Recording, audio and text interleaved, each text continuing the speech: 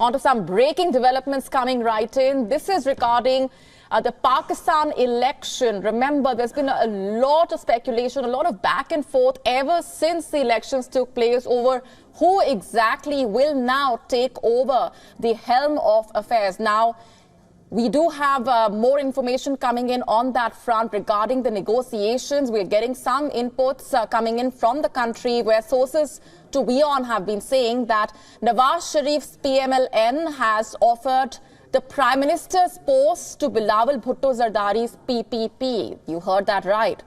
Now, remember, the two political parties are holding alliance talks to form the next government there after both parties had failed to win clear majority. Now, what does all of this mean? What's really going on behind the scenes? Let's go straight across to our Pakistan Bureau Chief Anas Malik, who has been tracking all those developments very closely, getting us those minute-by-minute updates from on the ground. Anas, over to you. What is the latest that you have in terms of these negotiations? Which way are things headed?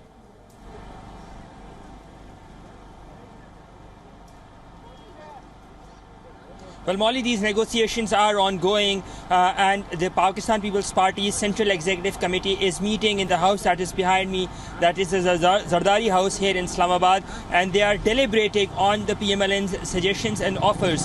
They are deliberating with regards to that what to do about it, whether to take it or not, whether to let it be, and so on and so forth. But what the sources have been telling is that yesterday night in that meeting between the Pakistan Muslim League Nawaz and the Pakistan People's Party, the PMLN had offered the slot of the Prime Minister to Bilawal Bhutto Zardari and to the Pakistan People's Party at large. But this is being seen with a lot of skepticism for the very fact with the issues that the country is grappling with.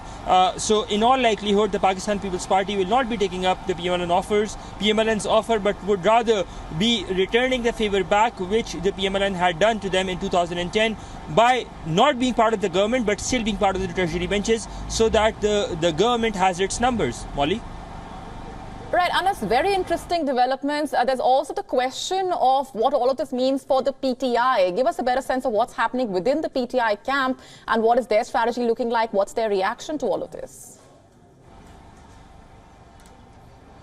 Well, the only thing that the PTI is right now focused on is to ensure that its loyalists don't end up changing loyalties, and which is a very big problem in order to how to ensure that all of their loyalists remain intact. That being said, the PTI claims that it has the numbers. It has filed a lot of tribunal appeals before the High Court today against alleged election rigging, and the count, what they say, has not been accurate. And we'll be seeing more appeals being filed tomorrow as well in the course of next 24 hours.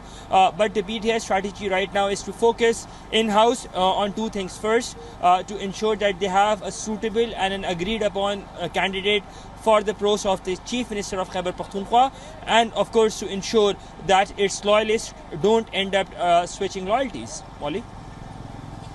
Right, Anas, if you can also just outline for our viewers in more detail the timeline that we are looking at.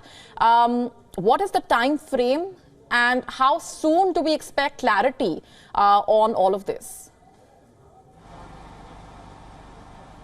So it's a three-pronged process. It's a staged process. First is the timeline for independent candidates. As soon as they are notified, the results have been completed. As soon as they are notified, from the day of their notification, they have 72 hours or 3 days to either A, join a party, B, maintain their independent status, or C, form a new party. That is the first stage. The second stage is with regards to the timeline that the Election Commission has.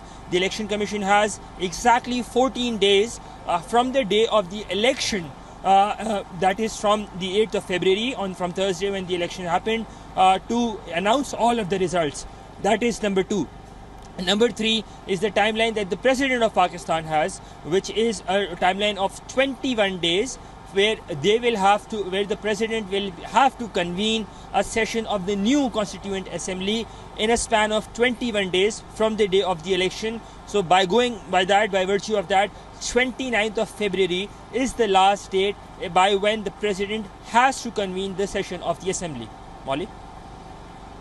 All right, we're leaving it there for the moment, Anas, but of course a lot going on, and we will come back to you as and when we have further updates coming in. Thanks very much for now.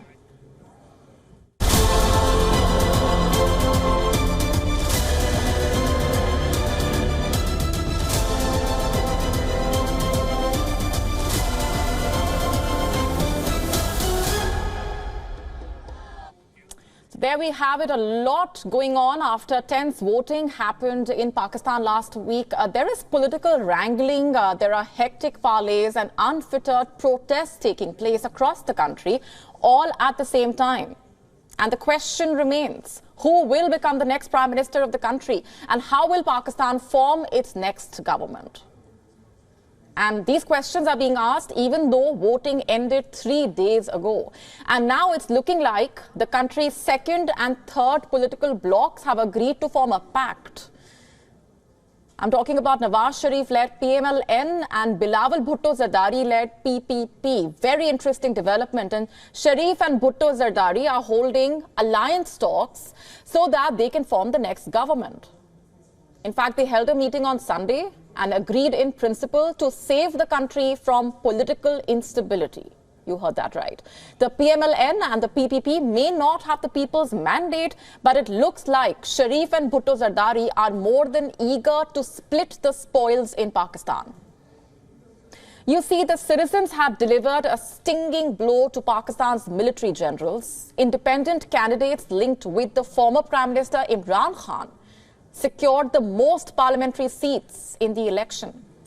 And this is despite the fact that Khan's party was effectively banned. His speeches were barred from TV, and 14 years of prison sentences also came his way. It was all a Pakistan military design aimed at stopping Imran's return to power. Since Khan's party was barred from the elections, most of its candidates stood as independents. And according to the final results, independents won 101 of the National Assembly seats. At least 93 of them were Imran Khan-backed candidates. And this, by the way, puts them ahead of other parties. While Nawaz Sharif's PMLN won 75 seats, Bilawal Bhutto Zardari's PPP won 54 seats. And the result was a surprise. Everyone expected Nawaz Sharif's party to win, as he had the backing of the Pakistan military after all. It was expected because the country's most popular leader, Imran Khan, had been jailed on charges ranging from corruption to having married illegally. The Pakistan military had done everything that was possible to keep Imran Khan from returning to power. Yet the complete opposite happened. In a setback for the Pakistan military, Imran supporters came on top. Independents backed by Imran Khan now have the leverage. And this has basically forced Sharif and Bhutto Zardari to shake hands. It's not surprising. In the year 2022, the two parties had formed an alliance to oust Imran Khan. They ruled the country till August last year. Once again, they are back at the talking table, hoping to come to power and keep Imran Khan out. But what they are currently wrangling over is who will take the Prime Minister's job, and reports say both of them are hesitant. It's because of the top job in Pakistan being a seat made of thorns, to say the least. To become Prime Minister of Pakistan, a candidate has to show that they are at the head of a coalition and need to have a simple majority of 169 seats in the National Assembly. Of the 366 seats, 266 are decided by direct voting. 70 seats are reserved for women and non-Muslims. These are allocated according to the strength of each party in the National Assembly. And under the rules, independent candidates are not eligible to be allocated reserved seats in the parliament. The candidates could join either party or form a coalition with a smaller party to block either candidate. A successful coalition between both PMLN and PPP would decrease the leverage of the candidates supported by Imran Khan. But, like I mentioned earlier, talks between the PMLN and the PPP were snagged over which leader would take the top job. Both sides are interested, but there is no breakthrough so far. Both parties want the office of Prime Minister. The PMLN may not have named its prime ministerial candidate, but officials say the choice will be between Nawaz Sharif and his younger brother Shehbaz. Meanwhile, the PPP has always maintained Bhutto Zardari as its scion.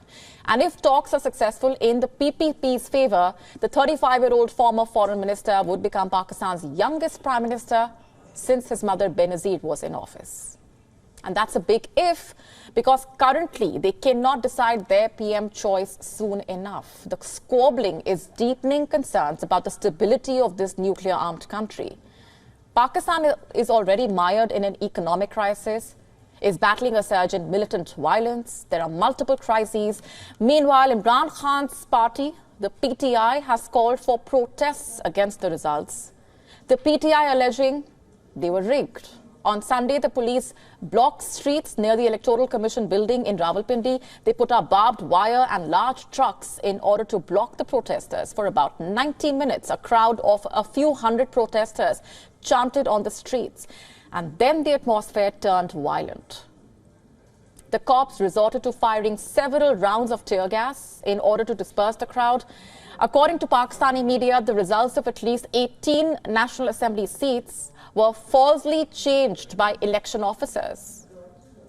On the platform X, formerly Twitter, PTI leader Omar Ayub Khan said, and I'm quoting, "These seats have been won by PTI. The mandate given by the people of Karachi to the PTI is being stolen by these corrupt, spineless bureaucrats," quote unquote.